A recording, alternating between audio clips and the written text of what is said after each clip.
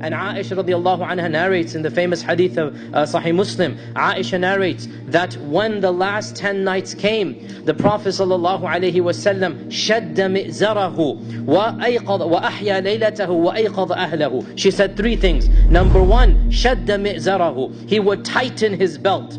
And tightening his belt is an expression we should all understand. What does it mean you buckle down? We say it in English, right? What does it mean you're going to buckle it down? Means you're going to make things serious now. Now is the final run. This is the end. You can see it. And psychologically, brothers and sisters, when you see the finish line, what happens? When you see the finish line, what happens? You give it your all best. You're going to go and run. You're going to make sure you get there. That's when the enthusiasm gets the highest. That's what Aisha said. شَدَّ مِئْزَرَهُ. He would tighten his belt. Meaning, these are the 10 nights to do everything. And subhanAllah, many Muslims, they have what is called Ramadan burnout syndrome. That they burn out the first 10 days or the middle 10 days. And then when the last 10 nights come, they're the weakest of Ramadan. Some Muslims, unfortunately, are better on the 1st of Ramadan than they are on the 21st of Ramadan. And this really shows they don't understand. No, the first 10 days, the first 20 days is exercise. Then when you see the finish line, that's when you give it your utmost.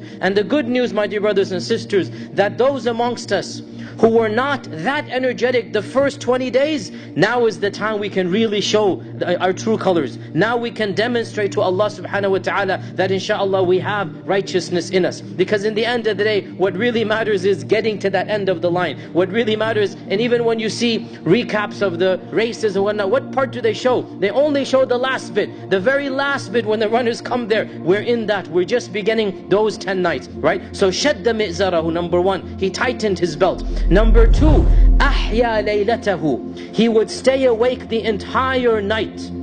Ibn Taymiyyah and others write, we do not know of the Prophet ﷺ ever spending the entire night awake in ibadah except the last 10 nights of Ramadan. That as a habit, as a routine, he never spent the entire night in ibadah except on the final 10 nights of Ramadan. So he would spend the entire night awake. He would not sleep at night. Go to sleep after Fajr. So those amongst us who are able to spend the entire night awake worshipping Allah subhanahu wa ta'ala, now is the time to do so. And I realize, brothers and sisters, that we live in times and in lands where many of us have to go to work at 7 a.m., 8 a.m. the next morning. We cannot spend the entire night awake. Fair enough.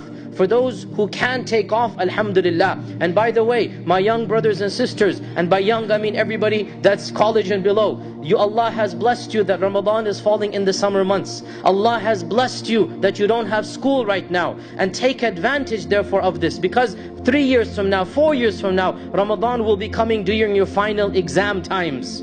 So thank Allah, right now you don't have that. So take advantage. So these 10 nights he would spend awake. وَأَحْيَا لَيْلَتَهُ. The whole night he would spend awake in ibadah, in dhikr, in dua, in Qur'an, in tilawah. And then the third thing, وَأَيْقَظَ أَهْلَهُ. He would wake his family up. Subhanallah. He would even awaken the women. If there were any children in the house, those should also be awake. Those who are able to pray, those who are able to stand in salah. وَأَيْقَظَ أَهْلَهُ. And those sisters who are not able to pray because of their monthly cycle, they should still spend the night awake in dua and in dhikr and in doing something of benefit. Just because you cannot pray, my dear sisters, doesn't mean you don't do any ibadah. There's always dua, there's always dhikr, there's always learning something new, listening to an Islamic lecture. Spend the night doing something that is pleasing to Allah. And brothers and sisters, those amongst you who do have to go to work the next morning and you're not able to take off, fair enough, but do something that you would not do for the rest of the night.